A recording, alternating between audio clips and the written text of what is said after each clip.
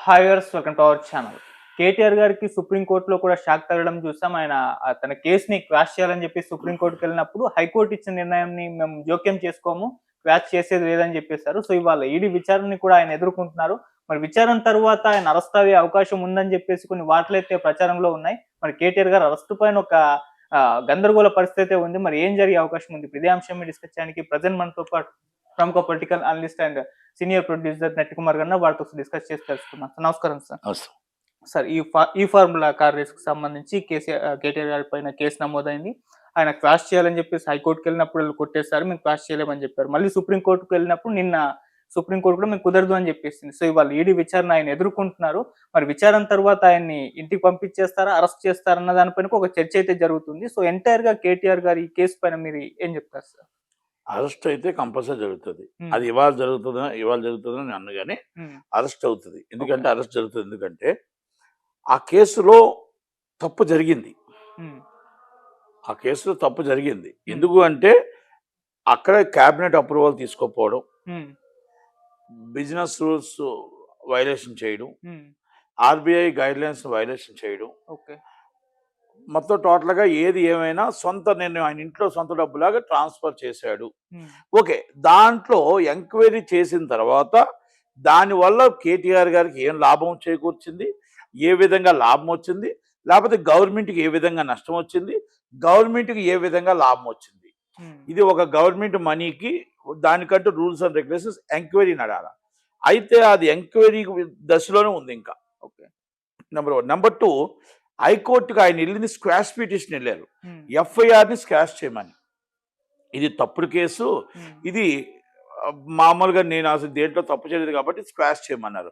High court వారు ఏం చెప్పారు, తప్పు చేసావా లేదా అనేది కాదు, ఎంక్వైరీ గవర్నర్ గారు ఆమోదించారు ఎంక్వైరీకి. మీకు టోటల్గా గవర్నమెంట్ ఏసీబీ వారు కేసు పెట్టారు. ఏసీబీ వారి కేసు ఎంక్వైరీ నడిచిన తర్వాత ఏది తప్పు ఏది రైట్ అని జరుగుతుంది. ఈ డబ్బు ఎలాగెళ్ళింది ఏంటి అనేది పూర్వపరాలు ఎంక్వైరీలో కానీ తెలుసు, ఇన్వెస్టిగేషన్ తేలిన తర్వాత ఫర్దర్ స్టెప్ వేయచ్చు. కానీ ఇప్పుడు మేము ఆదిలోనే ఇంకా ఇన్వెస్టిగేషన్ జరగకుండా స్క్వాష్ చేయలేము కనుక దీని మీద ఎంక్వైరీ జరగవలసిందే. ఎవరైనా అదే అంటారు, నాట్ టు అరెస్ట్ ఇవ్వగలుగుతారు కానీ ఎంక్వైరీలో స్క్వాష్ పిటిషన్లో అసలు ఆ ఎఫ్ఐఆర్ ఎందుకు చేశారు, ఆ ఎఫ్ఐఆర్లో సారాంశం ఏంటి, ఎంక్వైరీ చేస్తేనే కదా ఎంక్వైరీ ఆఫీసర్ తెలుస్తుంది ఇన్వెస్టిగేషన్ ఆఫీసర్కి. అది కూడా చేయకూడదు అని చెప్పేసి మీరు ఆలోచన, అది ఇంకా మరి వాళ్ళు ఎఫ్ఐఆర్ చేసేందుకు is not right, not correct. అందుకే కోర్టు వారు అలాగిచ్చారు. కోర్టు వారు అదే కేసు మీద సుప్రీంకోర్టుకి వెళ్ళారు.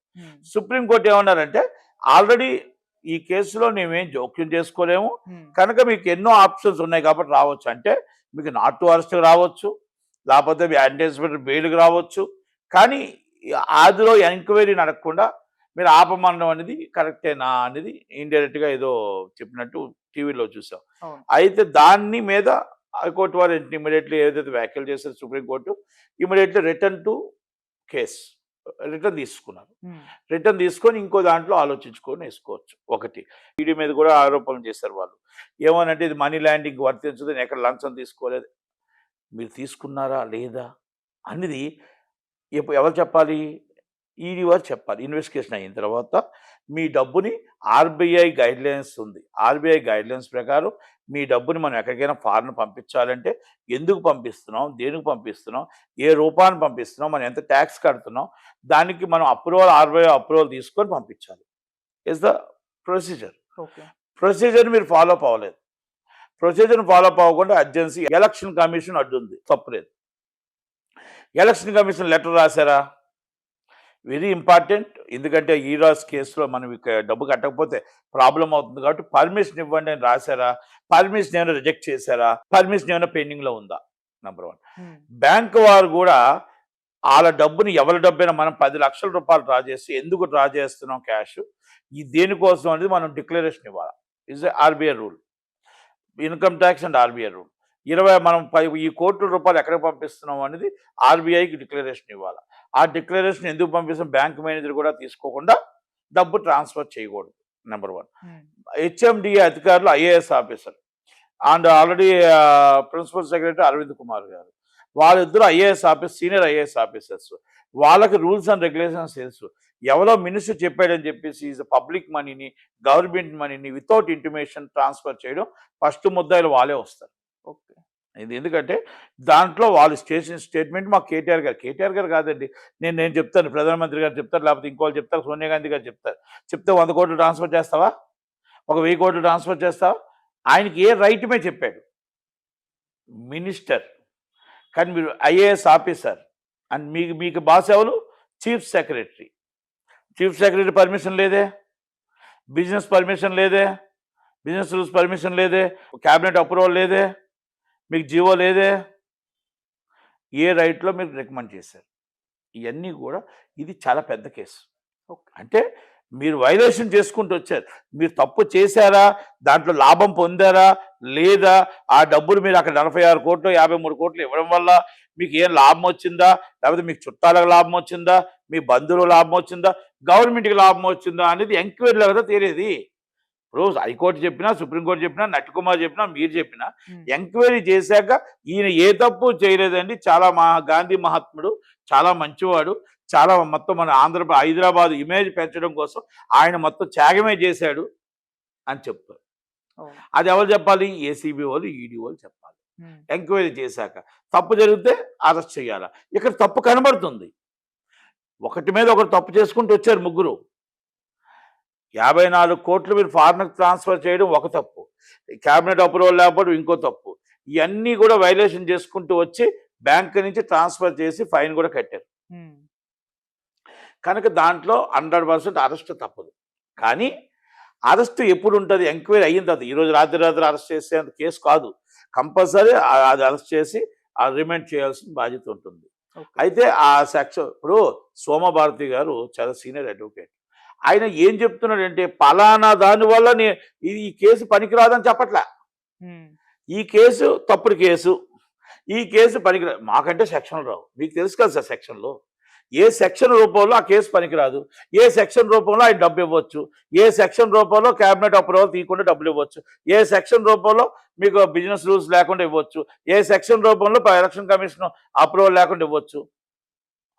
అది కదా మీరు చెప్పాలి, దాన్ని కదా మీరు అనాలి. డబ్బుని ₹1 వాడినా గవర్నమెంట్ సొమ్ముని వితౌట్ అప్రూవల్ పనిష్మెంట్.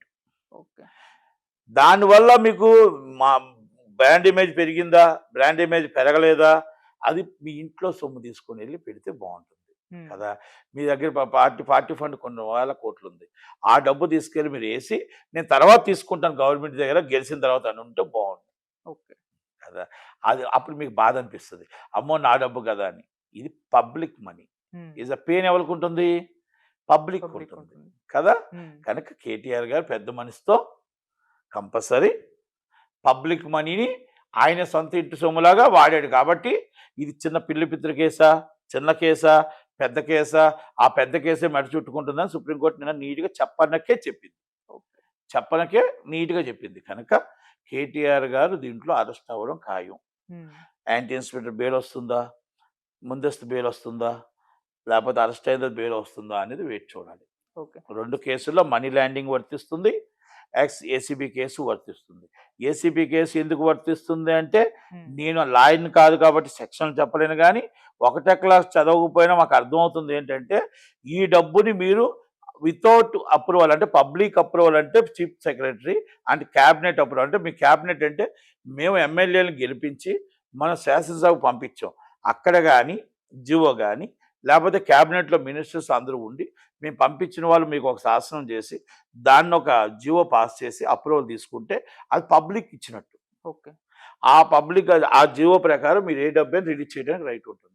ఎందుకంటే మేము అన్ని కోట్ల మంది మిమ్మల్ని ఎమ్మెల్యేలకు ఎన్నుకున్నాం, ఎంపీలకు ఎన్నుకొని, మినిస్టర్లకు ఎన్నుకున్నాం, member of parliament and member of assembly.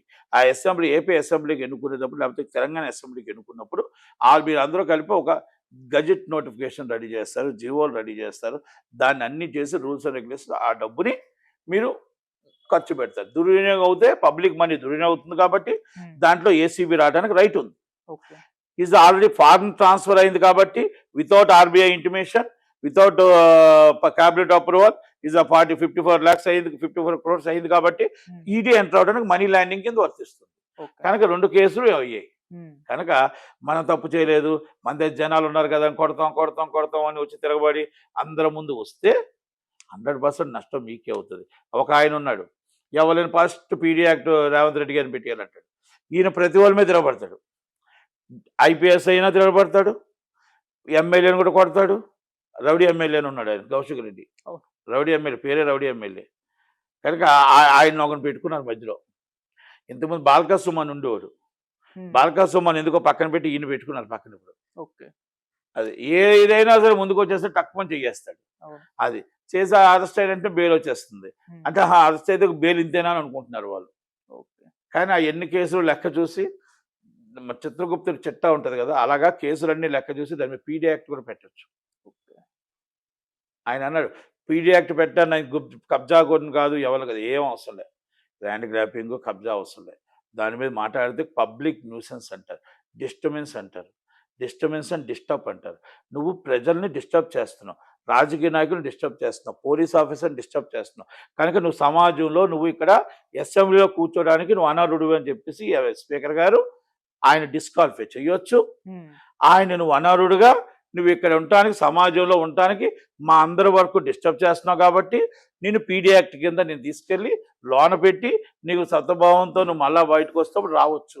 కనుక నిన్ను డైరెక్ట్గా పీడీ యాక్ట్ కూడా పెట్టవచ్చు అనేది ఎందుకు వస్తుందంటే, సోమని ఆల్రెడీ నీకు ఇక్కడ కేసులో చెప్పాను, బంజారాస్ పిఎస్లో ఫర్దర్గా మళ్ళీ ఇలాంటివి రిపీట్ కాకుండా చూడాలి కాబట్టి మీకు బెయిల్ ఇస్తున్నాను అని అన్నారు. అక్కడ అయిపోయింది. ఇప్పుడు అక్కడ కూడా సేమ్ అదే చెప్పారు, ఏది కరీంనగర్లో కూడా. ఏ కోర్టుకి వెళ్తే ఆ కోర్టులో చెప్తూనే ఉన్నారు, మీరు చేస్తూనే ఉన్నారు. ఈ ఆర్డర్ కాపీలు అన్నీ జోడించి అప్పుడు permission to governor, permission to high court chief justice తీసుకొని పీడీ యాక్ట్ పెట్టడానికి ఆ రైట్స్ ఉంటాయి. ఇస్ ద పోలీస్ డిపార్ట్మెంట్కి. అంటే పబ్లిక్ న్యూసెన్స్ అంటారు దాన్ని.